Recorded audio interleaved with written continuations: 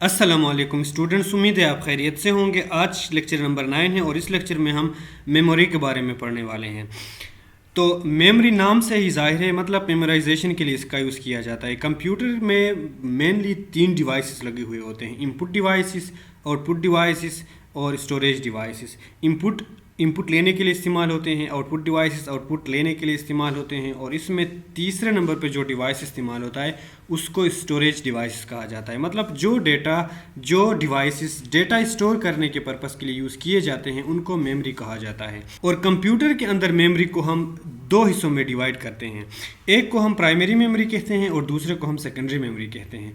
Primary memory वो तमाम memories computer के अंदर लगे हुए वो तमाम मेमोरीज जो कि डेटा को टेम्परेरीली स्टोर करते हैं। टेम्परेरी मतलब as long as computer on, इस मेमोरी में डेटा मौजूद होते हैं। जब कंप्यूटर ऑफ हो जाए, शट डाउन हो जाए, तो इस मेमोरी से मतलब प्राइमरी मेमोरी से डेटा वाइप हो जाते हैं, मतलब डिलीट हो जाते हैं। दूसरा हमारे पास है सेकेंडरी मेमोरी।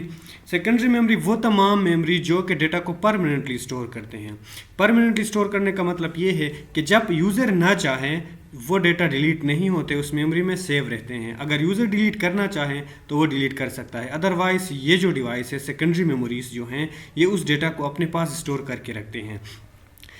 एग्जाम्पल आपके पास magnetic memory, optical memory, CD या डीवीडी, हार्ड डिस्क, यूएसबी, या आपके पास मेमोरी कार्ड जो हैं जिसमें मैग्नेटिक टेक्नोलॉजी यूज़ हुआ है, वो तमाम मेमोरीज जैसे कि यूएसबी में हम डेटा सेव करते हैं, हार्ड डिस्क में सेव करते हैं, अपने मोबाइल के इंटरनल स्टोरेज में कोई डेटा सेव करते हैं, तो जब तक हम ना चाहें वो डिलीट नहीं होते। अगर हम डिलीट करना चाहें तो डिलीट कर सकते हैं। लेकिन प्राइमरी मेमोरी में ये बात नहीं है। प्राइमरी मेमोरी में जब तक एज लॉन्ग एज प्रोसेस हो रहे होते हैं, डेटा रैम में पड़े हुए होते हैं, जब वो डेटा प्रोसेस होकर कंप्लीट हो जाए, रैम जो है ऑटोमेटिकली उन डेटा को क्या कर देता है, वाइप करके डिलीट करके नेक्स्ट आने वाले प्रोसेस के लिए जगह खाली कर देता है। नेक्स्ट स्लाइड में हम डिटेल से पढ़ेंगे। हमारे पास रैम है, रैंडम एक्सेस मेमोरी, रोम है, रीड ओनली मेमोरी, और तीसरे नंबर पे हमारे पास मेमोरी कैशे जिसको हम कहते हैं, जो कि प्रोसेसर के नज़दीक तरीन मेमोरी है, डेटा को प्रोसेस करने के लिए इस्तेमाल किया जाता है। ये भी जो है टेम्परेरी मेमोरी है, इसमें डेटा जो है टेम्परेरीली सेव होते हैं। तो ये जो 3 मेमोरीज हैं इसको आगे के स्लाइड में हम डिटेल से देखते हैं। सबसे पहले हम रैम को देखते हैं। रैम एब्रीविएशन है random access memory. Random access memory नाम से ही जाहिर है, इसमें जो सेव डेटा है इसको हम बार बार एक्सेस करते हैं। बार बार एक्सेस करने का मतलब रैम से डेटा हम बार बार उठा के यूज़ करते हैं।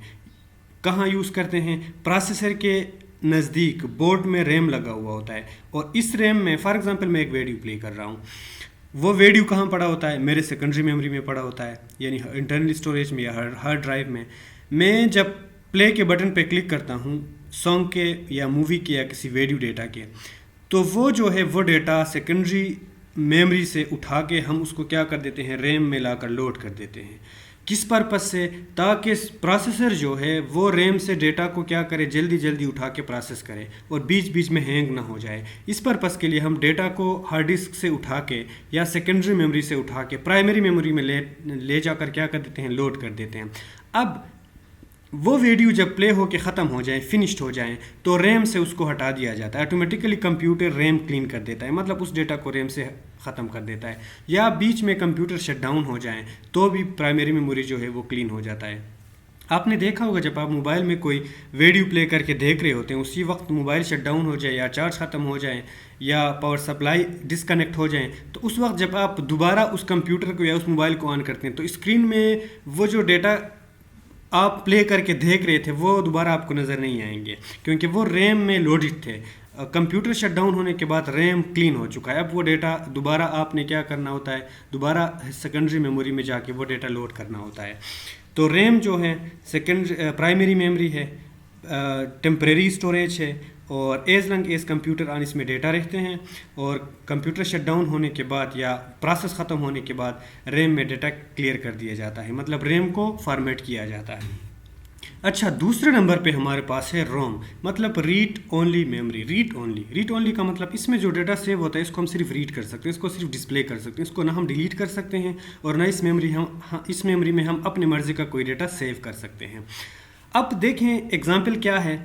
फॉर एग्जांपल मैन्युफैक्चरिंग के दौरान कंपनी जो है अपने कंपनी के बारे में कुछ इन्फॉर्मेशन या इस डिवाइस के मतलब कुछ इन्फॉर्मेशन या कुछ बेसिक ऑपरेशन इस मेमोरी में सेव करके रखा हुआ होता है, उसको हम सिर्फ डिस्प्ले कर सकते हैं। आप जब मोबाइल पहली मरतब ऑन करते हैं तो उस मोबाइल की स्क्रीन में कंपनी के कुछ लोगो आ जाता है। कंपनी के लोगो का मतलब यानी फॉर एग्जांपल आप सैमसंग मोबाइल ऑन करते हैं तो उसमें गैलेक्सी सैमसंग एनिमेट होता है स्क्रीन में थोड़ी देर के लिए, चंद सेकंड के लिए, फिर जो है ऑपरेटिंग सिस्टम बूट होता है। वो जो टेक्स्ट एनिमेट होता है उसको आप चेंज नहीं कर सकते या उसको डिलीट नहीं कर सकते, क्योंकि वो कंपनी एक बार रोम में सेव करके रखता है, फिर वो आप उसको डिस्प्ले कर सकते हैं, उसको डिलीट नहीं कर सकते।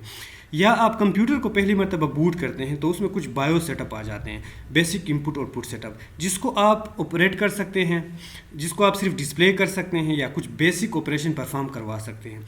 आप बायो सेटअप डिलीट नहीं कर सकते। मतलब रोम में जो सेव डेटा होता है इसको हम सिर्फ रीड कर सकते हैं, इसको हम डिलीट नहीं कर सकते, या इस रोम में हम अपने मर्ज़ी का कोई डेटा सेव भी नहीं कर सकते। ये भी कंप्यूटर के अंदर लगा हुआ एक मेमोरी है। इसमें हम सिर्फ डेटा सिर्फ रीड कर सकते हैं।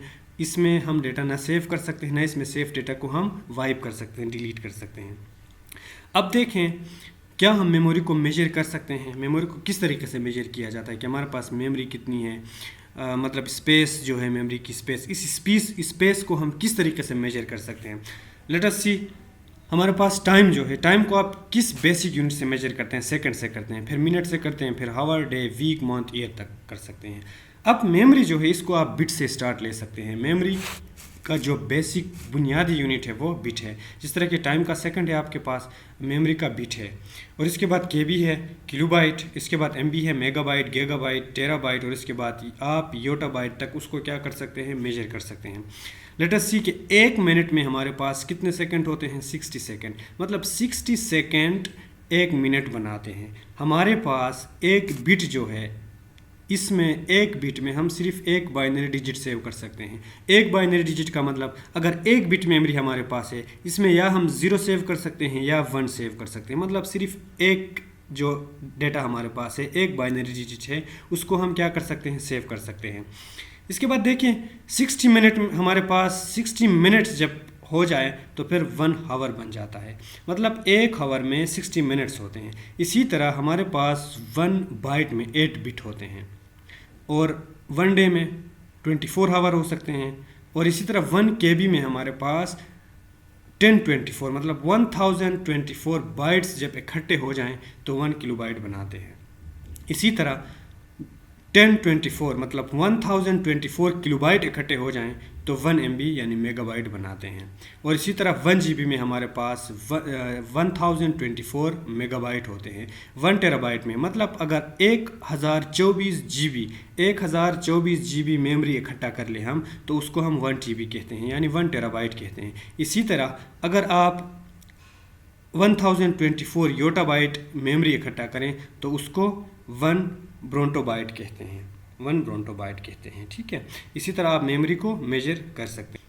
होप कि आप लोग मेमोरी के बारे में समझ गए होंगे और उसका इस्तेमाल किस पर्पस के लिए किया जाता है। और नेक्स्ट लेक्चर में हम लोग कंप्यूटर के वर्क के बारे में पढ़ेंगे। थैंक यू, अल्लाह हाफिज़।